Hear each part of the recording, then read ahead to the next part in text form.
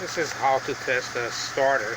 This is a GM starter to see if it's working or not.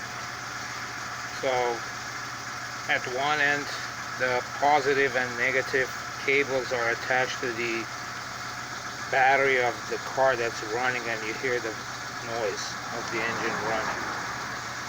And then the negative is attached to the body of the starter.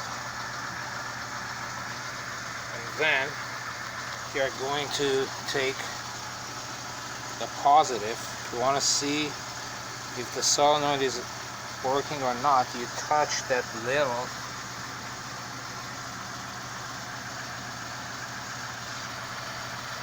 terminal there, and nothing is happening. And then if you want to see if the starter motor itself is running, you can either touch this, which is not doing anything, or you can touch these two at once, like so.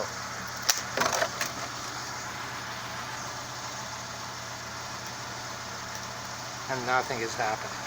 So this starter is completely dead.